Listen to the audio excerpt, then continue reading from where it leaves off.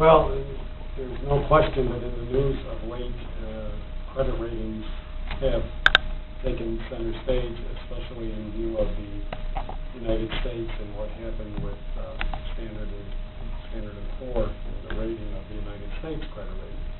Well, much smaller in government size, obviously, is Oneida County than the United States, but nonetheless, we have had, over the last few weeks, series of calls with the three credit rating agencies that rate Oneida County in terms of our credit rating and bond rating.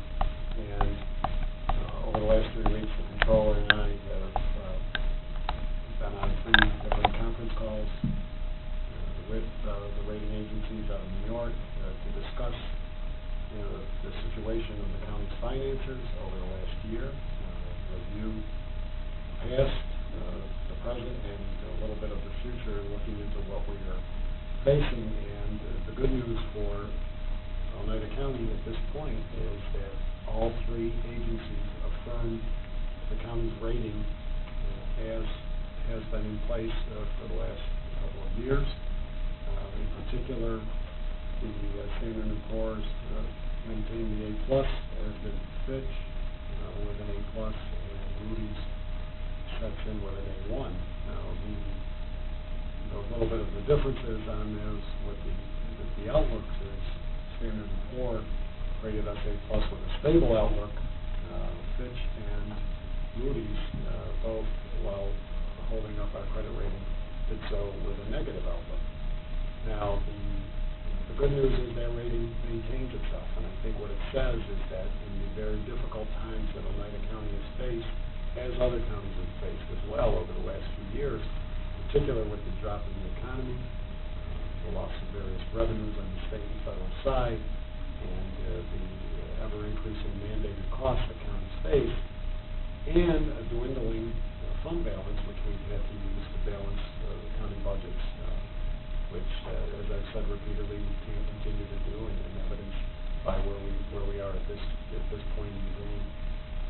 Despite of all those things, Oneida County has, and the Comptroller and I are proud of the leadership that has been presented here in terms of the fiscal situation of this county, maintained a solid financial base given the turbulent times that we've been in. And recognizing also, and I think the rating agencies have recognized that in their reports, looking at what we've done to adjust, looking at how we've maintained our fiscal balance in these times, made tough decisions, had to do that over the course of the last few budgets, but have been excellent stewards of the people's money here in Oneida County. Now, the negative outlooks, just from my point, before I turn it over to the Comptroller to talk about that, I think it's just characteristic of what we have been saying all along, that in this state of New York, especially with a property tax cap that we're facing as we go into this new budget cycle, the lack of any true mandate relief by the state, increasing loss of revenue on the federal and state sides and other programs. I wouldn't characterize it as negative. I'd characterize it as a realistic approach and really, the realization of what we all have to face in local governments in particular over the next few years. And even given the fact that while the economy, we have seen a little bit of a spike in the sales tax, and some of that is attributed to, we believe, and I'll let the Comptroller elaborate on the possible arrangement that worked out with the Oneida Nation and collecting taxes, sales tax on food and beverage that had never been collected before, helps in that spike. There are still, some tough times ahead, but I think given what we've gone through, that we have maintained this rating at this point, while many counties are, and in particular, I think Moody's, and I can let Joe talk to that a little bit. Moody's had issued warnings, very strict warnings to a lot of the counties throughout the state, and in some cases, downgrades because of what is being done. I think it's a great testament to this county that we have been able to maintain these ratings during these times. So we're proud of that. We're going to keep working hard. hard. We have to succeed as we go forward. We have to take what we have in terms of these budgets going forward and make them work even harder. And it's going to be a challenging time as we put together the 2012 budget, which we've been doing for the past several weeks already. And there are going to be much more difficult times ahead, but given the fact that we've gotten through this, we'll get through the next year. I'm confident with that, and with that, I'll let the Comptroller. Thanks, Phil.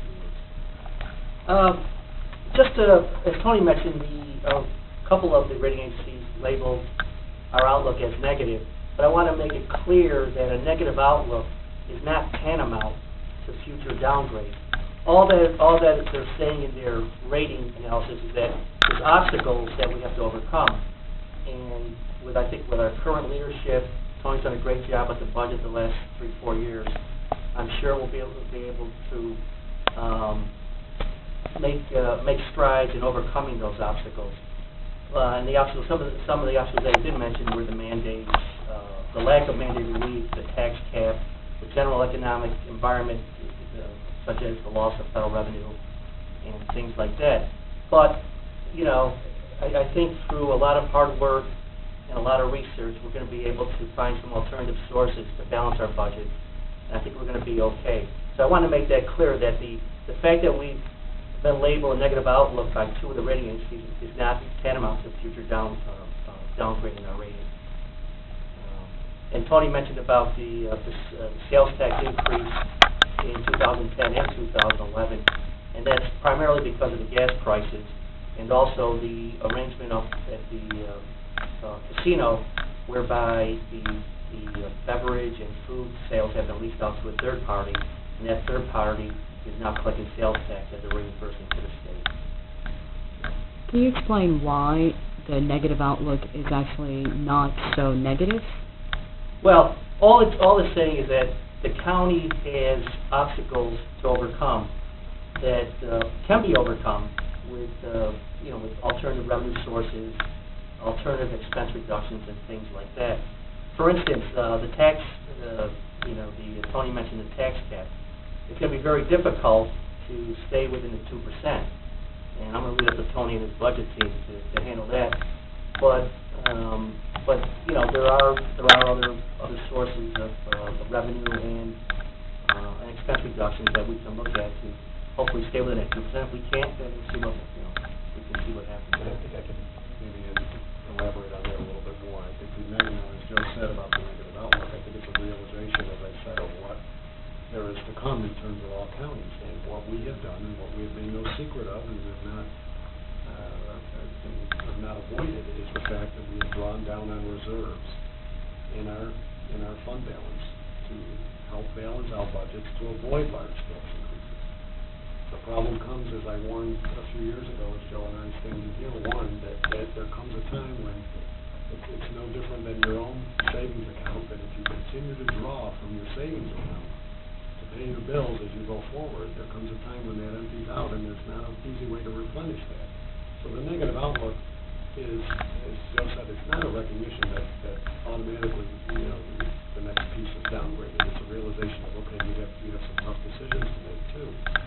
And the fact that fund balance is decreasing, and now you do have a 2% cap. And it's interesting, though, that the rating agencies have remained almost silent on that 2% cap until now they've gotten to the counties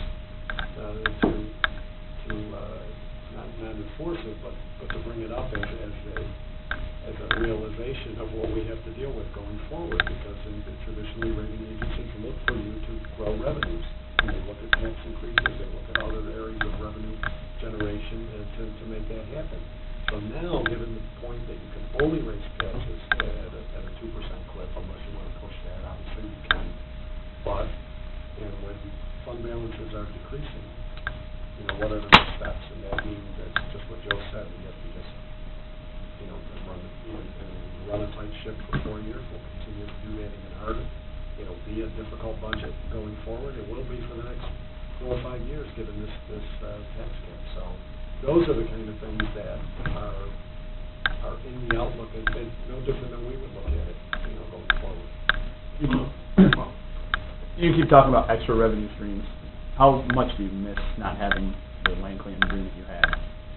Well, I mean, I can stand up here and say I told you so, but I mean, I don't think I have to, given at least, whether that was the right agreement or not, I mean, everybody can argue with that, and I know they have with me. I mean, the fact that we have no agreement, and the fact that this agreement that is generating some tax revenue, which we did not have anything to do with, you know, it's separate in terms of it, is generating revenue and showing that there are ways that revenue can be generated and taxes can be collected if you're creative enough. And that was all that I tried to put forth a few years ago. They got there 2 years ago. They got shut down. But the realization of not having an agreement and not having some kind of other source coming in is clear.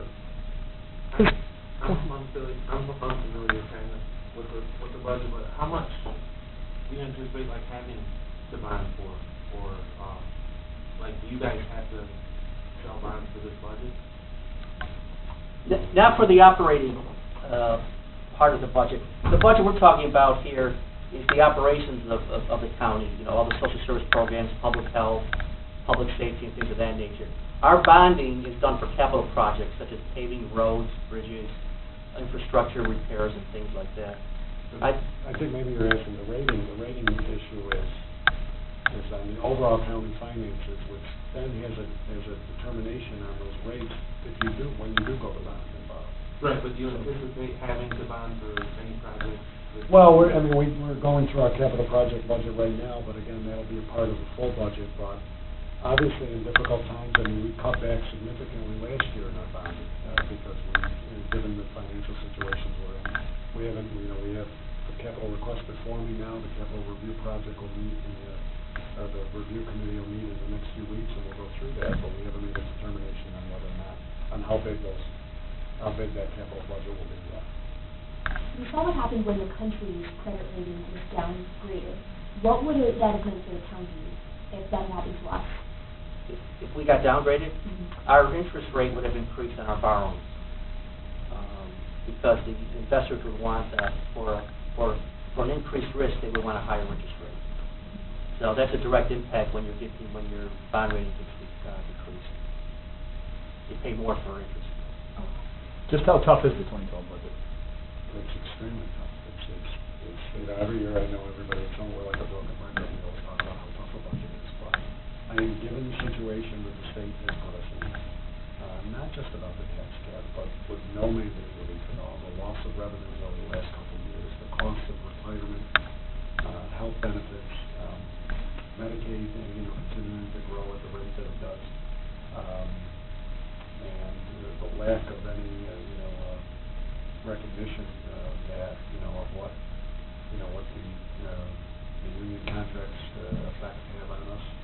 It is very significant, and that makes it much more difficult. And that's why, as I said the other day, you're going to see things that you didn't believe we would cut, and you're going to see some structural changes going forward. Were there any recommendations made on how to improve your credit rating, how to have a better outlook for the future? Were there any recommendations involved in this whole process?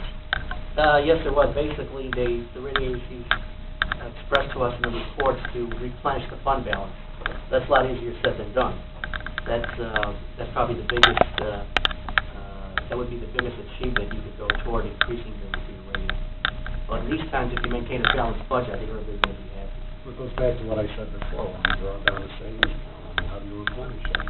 You generally hope to make more money or be able to save more money. The problem we have in county government is, especially given the tax cap of 2%, that means if you wanted to raise any more above that, to start to replenish that, you can, but it's not the popular thing to do, and you still have to. In my case, have to go to a board of legislators to get a 2/3 majority to do that. But again, when you delete or have drawn down on a fund balance so significantly, how do you turn around and make up that kind of money overnight? You don't do that. And then when state revenues are going down, federal revenues are going down, the shift in costs that has taken place on the state level. Retirement costs are growing at an exorbitant rate.